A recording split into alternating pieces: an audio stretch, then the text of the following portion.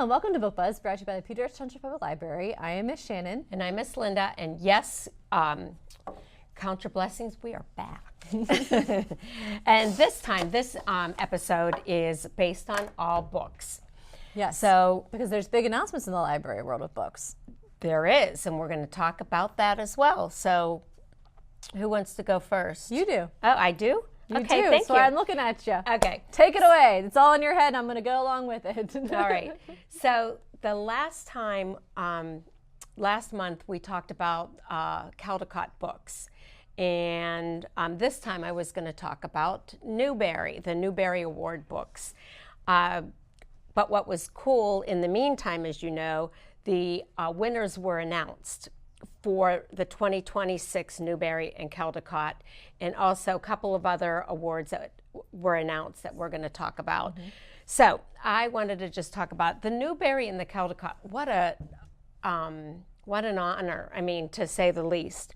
So the John Newbery Medal is a literary award given by the Association for Library Service to Children, a division of the American Library Association, to the author of the most distinguished contributions to American literature for children. Now, the Newbery and the Caldecott are considered the two most prestigious awards for children's literature in the United States. Books selected are often recognized and are popular to the point of being widely carried by bookstores and libraries. So the books can either win, there'll be one award winner, one Newbery Award winner, but then there are Newbery honors. Until 1971, the honors were called runner-ups, but now they call them honors. I think that's really cool. I think honor sounds better than runner-up. Yeah, that's what I think too. And then they still do get a seal on their books too, because it's like a silver medal. Exactly. The number of honor books can be anywhere from 1 getting an honor up to 5. Oh, wow. So they don't have to say like, okay, now we have to pick 5 honors. Yeah. Yeah. They just decide what's really, really good, I guess. Exactly, which I like. Mm-hmm. Now I like this. So this is for all of you that are writing and that you want to write a book. To be eligible for the Newbery, a book must be written by a United States citizen or resident and must be published first or simultaneously in the United States in English the preceding year. So what was picked were out of books that were written last year, and they're picked to become the 26 winners. And I was stating earlier before we started filming that there, as of this writing, only 6 authors that have won 2 Newbery medals, meaning they could have, many of them have won a lot of honor ones as well. And yeah. So John Newbery, called the father of children's literature, was an English publisher of books who first made children's literature a sustainable and profitable part of the literary market. But in 1937, the American Library Association added the Caldecott, and that's what we talked about last time, tend to be more American picture books for children that are published in the United States. And again, just as with the Newbery, there's winner and there are honor awards. So that's awesome. It's a big deal. So not even a week ago, I want to say, or maybe one week. End of January. They were announced. At the end of January, they announced the winners of all these literary awards, and so what I brought with me today that we're going to talk about are the Newberys. So we're going to start by going back, and do you want to go back and forth with them? Yep. Go for it. Okay. I'm following your lead on this. Okay. You should enjoy that. I'm sorry. Well, enjoy taking the driver's seat. I'm just letting. That's true. I like to be in control. I'm driving. Okay, so here are some past Newbery Award winners, and we'll go, back and forth. So you could do that. Okay. So 2021. We're going to go 2021 to, up to 2025, and then I will announce the winner, which is really cool. So 2021, when you trap a tiger. So when Lily and her family move in with her sick grandmother, a magical tiger straight out of her Korean folk tales arrives, prompting Lily to unravel a secret family history long, long ago. Helmani, this is the girl's name, stole something from the tigers. Now they want it back. And when one of the tigers approaches Lily with a deal, return what her was her grandmother that stole it in exchange for Helmani's health. So she's in bad health. Lily has to get back to that tiger or whatever was stolen. But deals with tigers, I like this line. Deals with tigers are never what they seem. Yeah, I don't know if I'd want to make a deal with a tiger. Yeah, I don't think. So you see on it, as you're looking at the cover, the beautiful gold metal sticker showing that it is indeed a Newbery winner by Tay Keller. That was 2021. This one's a heavy one. I think the paper is like dense or something. Yeah, I think it is. Yeah, it's heavy because it's not thick, but it just seems like a heavy book. So this is the 2022, and this is the last quintesta. And this is a girl named Petra Pina who wanted nothing more than to be a storyteller like her abuela. But Petra's world is ending. Earth has been destroyed by a comet, and only a few hundred scientists and their children, among them Petra and her family, have been chosen to journey to a new planet. They are the ones who must carry on the human race. Hundreds of years later, Petra wakes up to a new planet and the discovery that she is the only person who remembers Earth. A sinister collective has taken over the ship during its journey, bent on erasing the sins of humanity's past. They have symmetrically purged the memories of all aboard or purged them altogether. Petra alone now carries the stories of one past, and with them any hope for our future. Can she make them live again? Wow. Who's the author on? This one is by Donna Barba Higuera. Okay, looks good. From 2022. I'm not familiar with this title. I must have missed this one. Yeah, I have not read it, but became familiar with it when I was doing my research. So yeah, we'll have to look into it more. Yeah, sounds like a cool story though. All right, that was 2022. Mm-hmm. So moving through the years, we're going up to 2023, and it's called Free Water by Amina Lukman Dawson, the 2023 Newbery Award winner. And let's see, it says, welcome to Free Water. Under the cover of night, 12-year-old Homer flees Sutherland Plantation with his younger sister, unwillingly leaving their mother behind. Through tangled vines, hidden doorways, and over a sky bridge, the two find a deep secret in a community called Free Water, deep in the swamp. In this society, created by formerly enslaved people and some freeborn children, Homer finds new friends, almost forgetting where he came from.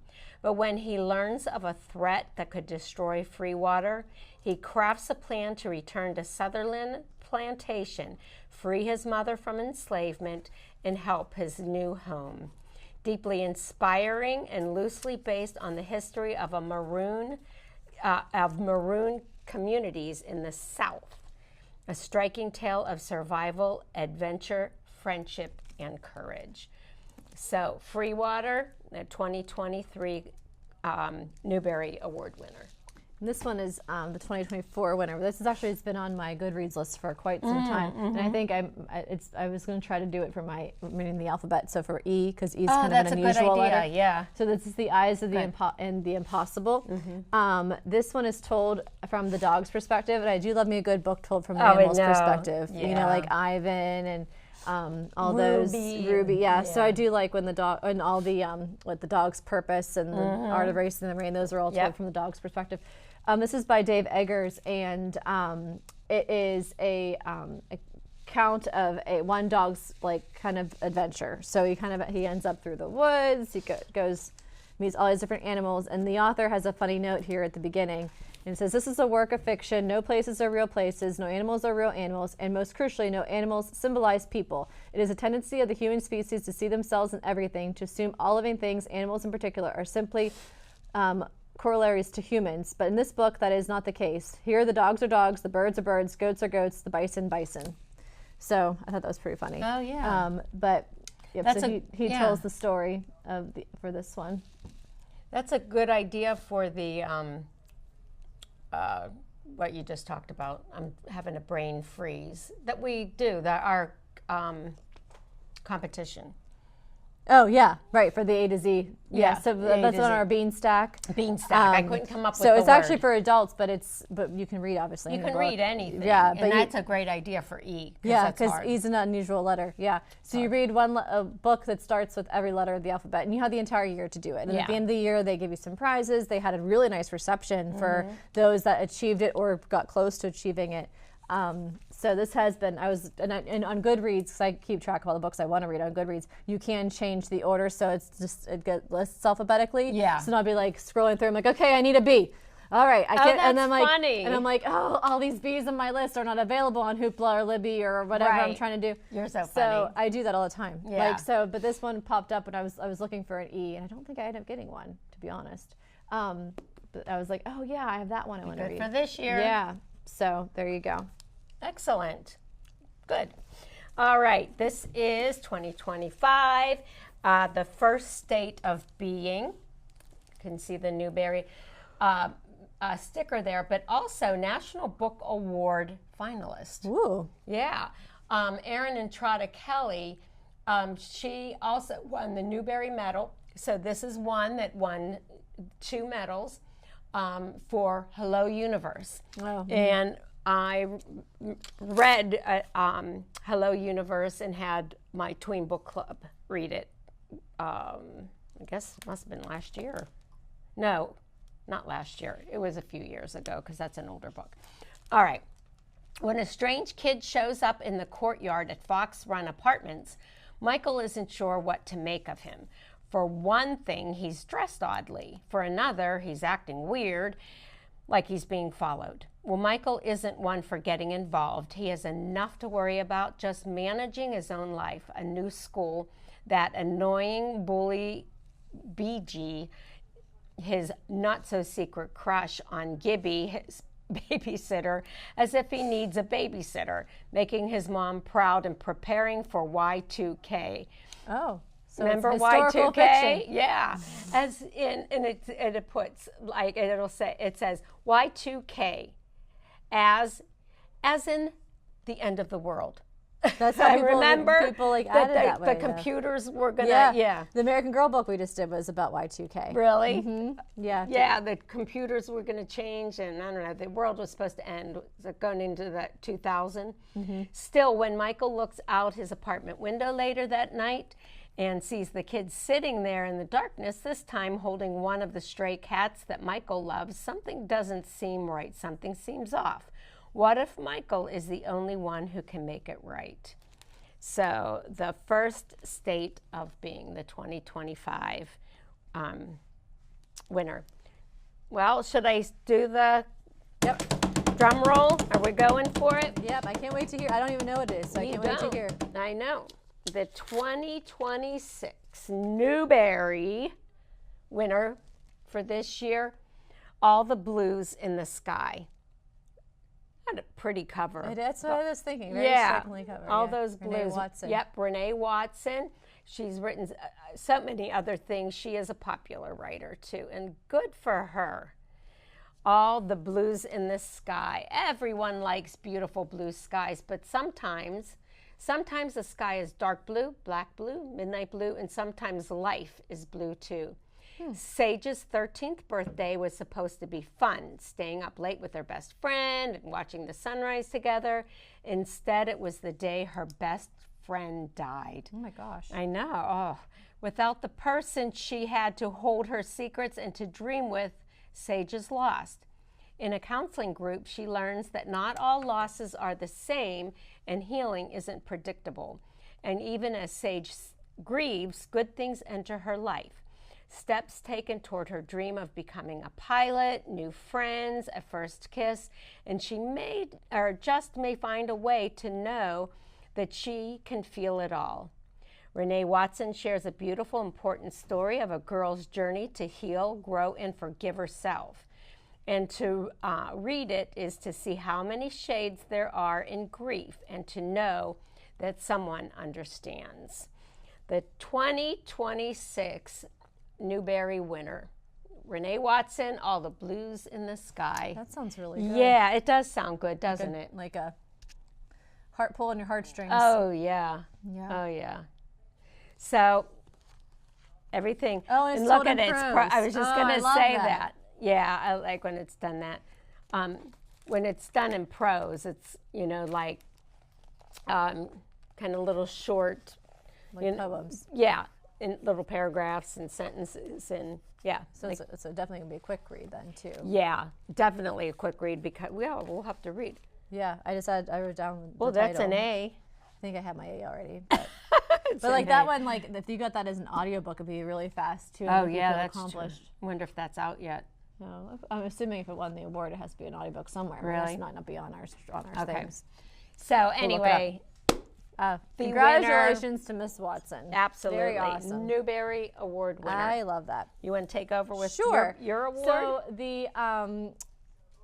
for YA literature, young adult literature, there is an award that I would say is pretty comparable to the Newbery. It kind of is judged based upon similar things, and that is the Michael L. Prince Award, or the Prince Award, and that goes to a highly acclaimed, really extremely well written contribution to YA literature from, again, just like with Caldecott and the Newbery, written the previous year. So the 2026 winner was actually published in 2025. So this year I do not have the physical book because it was checked out, which is a good thing. Yeah. But we did send the title to Kelsey, so hopefully we'll get it up there. It's The Legendary Fry Bread Drive-In by Cynthia Leitchit-Smith. And this one is like a story collection, which is interesting because last year the Prince Award was also a story collection, and both of those are not very common in YA literature. Yeah. But last year it was The Collectors, which was edited by A.S. King. This one was edited by Cynthia Leitchit-Smith. I apologize for probably saying her name wrong.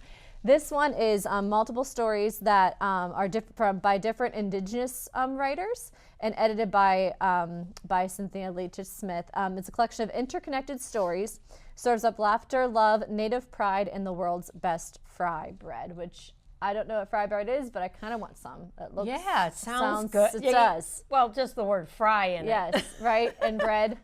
Yeah. So this is a collection of short stories that all kind of interconnect, so you could read the one individually and be done if that particular story was all that was interesting to you, or if you continue reading, they do all connect in some different way by the end. So nice. I'm looking forward to reading that one too, because like I said, and it's interesting, the last 2 years now has been a story collection as opposed to, most commonly it's a novel. So that was interesting. So excellent. Legendary Fry Bread Drive-In.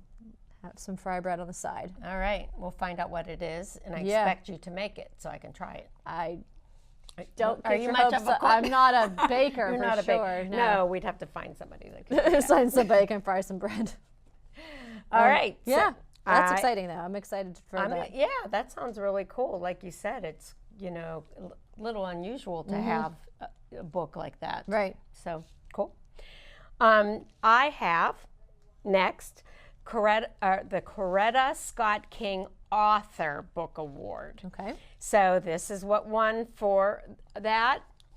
Again, it's the author, because they do an author book award and an illustrator book award. So this is Will's Race for Home by Joel Parker Rhodes, the 2026 King Arthur Book winner. And let's see. How far would you go to find home? It's 1889, barely 25 years after the Emancipation Proclamation, and a young black family is tired of working as sharecroppers on land that they do not own. So when Will and his father hear about an upcoming land rush, they set out on a journey from Texas to Oklahoma, racing thousands of others to the place where land is free, if they can get to it fast enough. But the journey isn't easy, the terrain is rough, and the bandits are brutal. And every interaction carries a heavy undercurrent of danger. And then there's the stranger that they encounter and befriend. I almost said behead. Befriend. That's a different story. Yeah, that's a different story. A mysterious soldier named Caesar, whose Union emblem brings more attention and more trouble than any of them need. All three are propelled by the promise of something long denied to them: freedom, land ownership, and a place to call home, but is a strong will enough to get them there. So that is what you'd have to find out. And again, the Coretta, another good one. Will's Race for Home. The King author. And I like that his winner. name is Will, but then they said Will, a strong will. Yeah. So like a little pun on words there. Good catch. I liked that. Good catch. I like that. All right, what do you have? I have Valentine's books. So do you want to continue with your award Okay, winners? I only have one more award winner. Go for it. Okay. Well, because this has to do with the Coretta Scott King, because that was the author book award. This is the illustrator book award. Oh, I love that. I know. As soon as I saw the title, I thought, oh yeah, this is us, the Library in the Woods. Calvin Alexander Ramsey. We are. Oh yeah, that's us. So that is this is the 2026 King Illustrator book winner. After a storm devastates the farm his parents have been renting, Junior moves with his family to Roxborough, North Carolina. The year is 1959, and the 9-year-old boy has to navigate the realities of the segregated South while adjusting to life in town. Some new friends offer to take Junior to the library, and he's surprised to discover that in a clearing in the forest, there's a log cabin that houses a library for Black residents. The Library in the Woods feels magical, giving Junior a sense of possibility and community. The book he checks out also helps him uncover a secret he never knew about his father. It looks like a great book, and I have to say, with all the ones that I've been reading and looking at, kind of a theme going on. Right. So, those are the winners. That was the illustrator Coretta Scott King winner. Yeah. Yeah. Awesome. All and right. I feel too, even with the YA one, it was kind of they all kind of have a similar, bringing different people together. Exactly. Yeah. All right. We could use some love. Here we go. So we have just a couple minutes left, so we're going to go into a speed round of Valentine's Day. All right. So some good love stories. I love that for you. To read during this season. So what I love about YA though is it is just as enjoyable for an adult to read a YA book as it is for a teen. Agreed. So as an adult reader myself, I've never grown out of YA, but I also know, but that's makes sense for my line of work. But I do know a lot of adults that that are not children's librarians that also really enjoy YA literature. This one I think sounds hilarious. It's called Attached to the Hip. Oh, funny. And it is about this girl, and she ends up on a game show on like an island, kind of like Survivor. Oh, funny. And it's like a couples show, and so part of it is you get tied to another person, and like you're attached to the hips. If you look at the cover, you can see they're tied together. Cute. And they have to stay that way. And I'm pretty sure that. I could be wrong. I feel like maybe she gets tied. Oh yeah, she gets tied to an old high school crush of all things. Oh, of course. Of course she does. But without deodorant, toiletries, shaving cream, or showers, she finds herself tied up literally in the game of risky alliances as she navigates ever-growing feelings for her one that got away, alongside an exciting array of budding new relationships. So cute. It just sounds really cute and funny. Yep. Survive the elements, find love, win the game. And it flips me on, like, reality TV, like, kind of really started with Survivor, kind of. That was, like, the biggest one, and it's still on, which is wild to me. Yeah.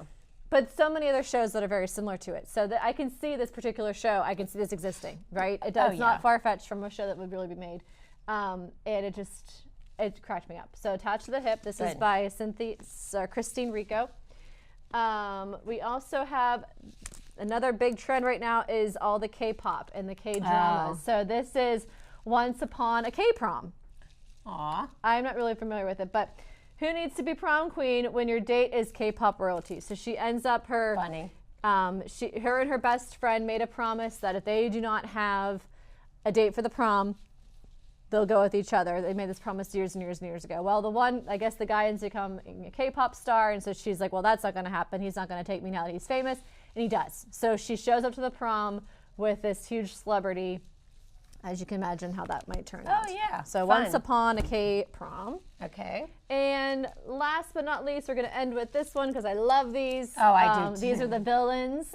We had the Queen of Hearts. So definitely not Valentine's Day because she's kind of heartless. But a fun, these Twisted Tales, they're always by Serena Valentino. I guess they're not Twisted Tales, they're the Villains series. They kind of are a prequel to what happens in the popular Disney movie. So obviously Queen of Hearts is the queen in Alice in Wonderland, the Disney adaptation of Alice in Wonderland. And says, you may think that you know the story of Queen of the Hearts, the bloodthirsty tyrant known for seeing red. Surely you've heard of the young girl Alice who fell through the rabbit hole to a place called Wonderland and how she defeated its villainous ruler in order to find her way back home. But have you ever wondered what the Queen's own first day in Wonderland was like? Oh. So, fun little twist. And I thought, Hearts, fun. Valentine's Day. Absolutely. So, The Tale of the Angry Queen. Those are good February There you go. reads. There's some February reads for you. And with that, so we've had Valentine's reads, award-winning reads. You have so much to read this month. Yeah, no kidding. So get to And read the alphabet while you're at it. Oh, true. Yeah, get on Beanstack, get on our website and do the challenge. It's fun. It is fun. Enjoyed it last year. I did too. And I've already started it this year. Do you want to toast off again Yeah, with here another? we go. Another kiss. This is like my 4th or 5th one. I'm not sure. You can't remember. This is what I get for not eating lunch, but chocolate. But there you go. Always goes down well. So have a wonderful February, everyone, Yep. and happy reading. Lots of reading to do. See you in March.